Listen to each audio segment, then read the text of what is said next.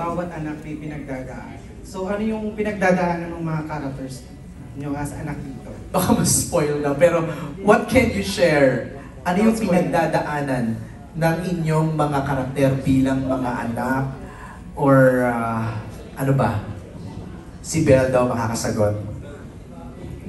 Siyempre bilang bunso ni Mama and unika iha ni Mama, ako yung tipong tumatabi sa kanya pag matutulog siya. Siguro, as we saw naman sa trailer, no, we saw how Mama's struggling and suffering. Siguro yun isang conflict na naramdaman ng character ko. Most especially with my kuyas, na ako yung bunso. Kita ko lahat ng perspective nila and opinions nila about kay Mama.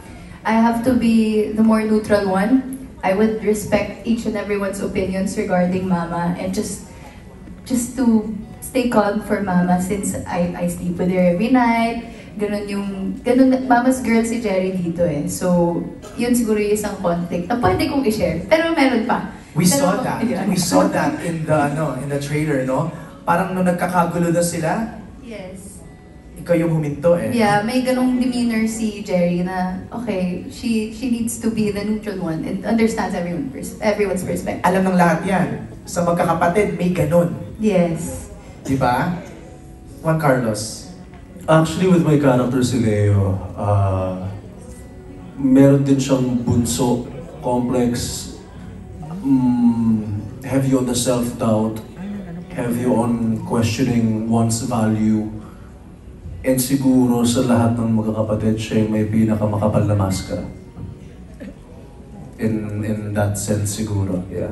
Parang nadating sa akin, correct me if I'm wrong, ikaw yung i-positivize natin to, parang siya yung yes. Optimistic. Nagbibigay ng lightness din sa film. Pero yung actually yung may pinakamakapal na maskara. Wow. Yeah. And everyone can relate to that. Again, may kapatid tayong ganon. May member of the family na ganon. PJ? I guess for my character, he was forced to grow up fast. He had to be independent. He had to stand for himself and live another life just to be able to support himself. And upon his comeback sa family, upon his return, it felt like an outsider. So, and then, the tragedy happened. Yung ganun, how do you face that kind of dilemma wherein, without giving away too much, dealing with your siblings, dealing with the situation. Ang dami niyang bubog. Kaya it was really hard to face or confront that situation because nangyayari talaga yun eh. May mga pagkakataon talaga na kailangan nating panindigan yung kailangan nating gawin. And also, forgiveness.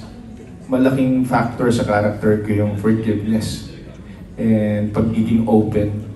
Because I guess bottom line ng character ko, kailangan mo talagang balikan is family. Family is always the one that would save you, that would make you feel complete. And yun yung naging journey ng character ko. Thank you, Nas, for your question. We have time for one last question. Kay MJ Marfori of TV5. Tama ba? Sino? I can't see eh. Fan. I'm a fan. From a fan! Okay. Hi, Ma'am Maricel Soriano. Since underage. Wow. Since underage po, talagang fan mo na ako. Oh my God. Parang nalala ko pa kayong theme song ng underage eh. Ano ba yun? Underage. Ay, Diyos ko po. Tsaka yung mga John and Marcia. Talagang love na love yung John and Marcia. You know po, I'm a licensed values teacher. Ini-enjoy ko na ngayon yung seniority years kasi excited na ako maging 60. Pero kayo po hindi pa mukhang 60. 60 na ako. Oo nga, sis. Ano ang impact na gusto mong maiwan sa mga generation ngayon? Kasi since na nagsimula ka noon, kabataan mo, funny ka, masyado kang funny. Pero pagdating naman ng drama, sobra mo din galing. Kanina, umiiyak po talaga ako. Yung anak ko nandito, umiiyak din siya. Kasi ako, meron din akong sakit, pero hindi ko iniintindi. Ayokong isipin yung sakit na yon. Kaya umiyak ako kasi talagang alam natin na nasa half na tayo ng buhay natin. Bigyan tayo ni Lord ng 100 years. Thank you kasi nasa 50 plus na tayo. Pero we don't know. Pero ano yung impact po, Ma'am Maricel, na gusto mong iwan sa generation ngayon? Okay. We love you. I love you. Inay. Anong gusto ko maiwan sa kanila? Dahil ngayon nga yung mga anong tawag na Gen Zs at saka millennials, yung mga ganun. Basta yung mga kabataan ngayon, nahirapan ako, di ba? Okay. Minsan, marami akong nakakasalubong ng mga bagets na ganyan mga babae, naka-miniskirt sila, naka-ganyan sila, bag sila, tapos babatiin nila ako. Talapitan ko. Kasi sabi ko, ano ba ng mga magulang niyo kung nasaan kayo ngayon? Kasi syempre, tumigil ang mga laughter, di ba? Seryoso bigla. Alam nyo, sabi ko, importante na malaman ng mga magulang ninyo kung nasaan kayo. Kasi syempre, aandap-andap ang kalooban yan, hindi alam kung sino kasama nyo, nasaan kayo, ano ba nangyayari sa inyo. Huwag nyo naman dermahin ang mga nanay nyo, sabi ko. Isa lang naman ang hinihingi, yun lang, ibigay nyo na. Sabi ko, alam mo, dadating tayong tatanda kayo, magkakaroon kayo ng anak, magkakaroon kayo ng pamilya.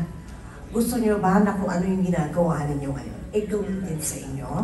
Sabi ko, di ba hindi? Kaya, huwag nyo i-establish ang mama at ang papa nyo, daddy and mommy, diba? Huwag nyo silang pababayaan at dededmahin na lang. Importante ang magulang, importante. Sobra. At sana, lagi nyo sinasabi sa mga magulang ninyo, kung gaano nyo sila kamahal. Dahil sobra, walang magulang na nag-isip ng pangit sa mga anak nila. Kaya, minsan hindi nila alam para mag-meet lang yung ends, di ba? Lahat gagawin natin para mabigay lang sa kanila yung gusto nila. Di ba? Yun ang tinatawag na unconditional love ng mga magulang para sa kanilang mga anak. Thank you very much for that question. Thank you for answering, Nay Maria. Okay. We're about to end actually, no? Pero nakiusap ako, I really have to ask this question. Inay Maria, sa'yo muna. Pwede mo naman kasi hindi gawin to eh. Pwede mong ibang project na lang yung gawin mo. Pero why did you choose to do Meet, Greet, and Buy? I like the story because it's very, very real. And ipinagpapasalamat ko sa Diyos dahil napaka-bless ko. Ang mga kasama ko, mababait na mga tao, mababait na mga bata. At nasisipag nila. At wala akong masabi na ang gagaling talaga nila. Ang galing-galing nila. Sa kanay, just want you to know that nagpapasalamat din kami that you're doing this project. You're gracing us with your brilliance. Thank you.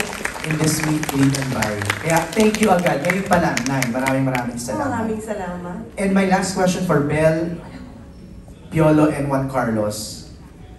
If in real life, you're in that situation, what will you do? In that situation. Grabe, wait lang po 5 minutes.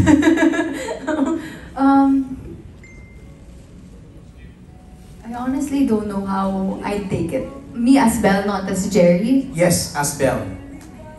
Grabe, ang strong nung characters namin dito.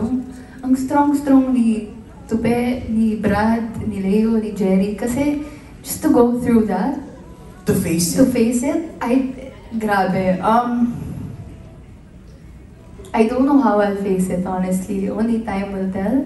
If I were in that situation, siguro I'll do my best to be strong. Not for me, but for my mama. Yes. Juan Carlos.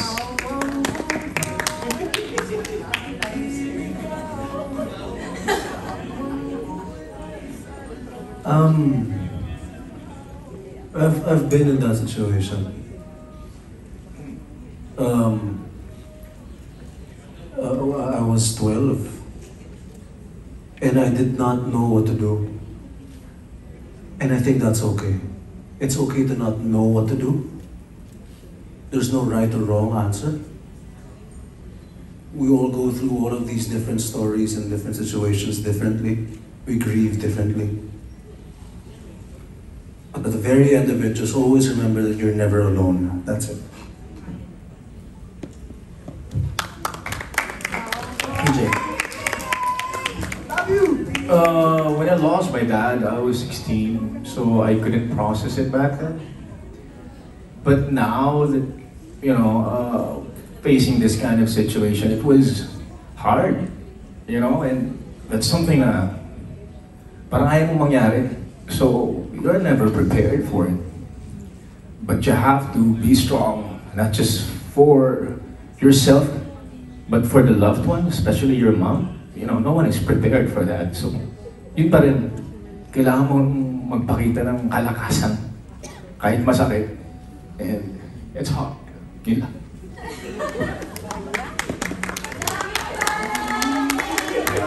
Actually, there's no dry eyes in the theater right now. Maraming salamat sa pagsagot.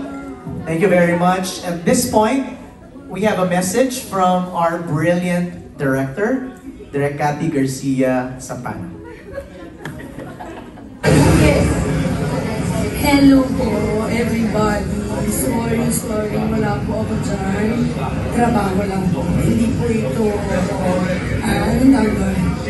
lakbay,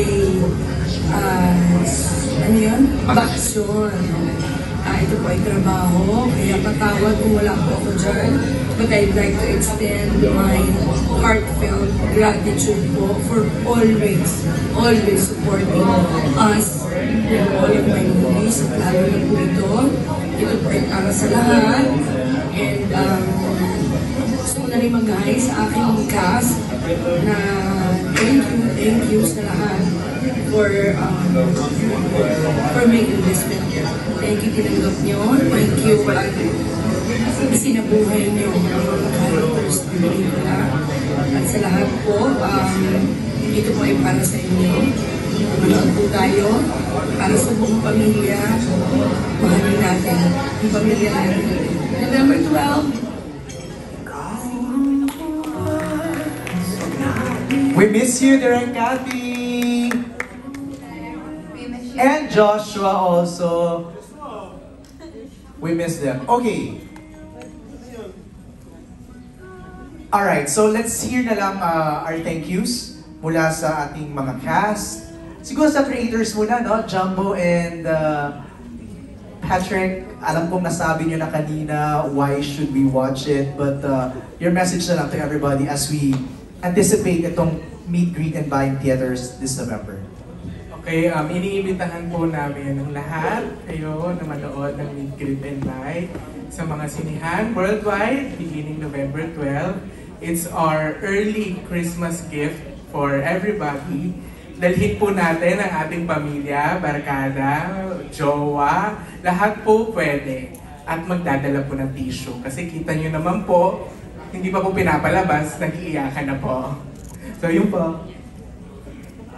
Una po, salamat po lahat sa pumunta dito at sa mga nanonood po sa amin. We're inviting you to watch Meet, Greet, and Buy in cinemas worldwide on November 12. Para sa inyong lahat po ito. Maraming salamat po.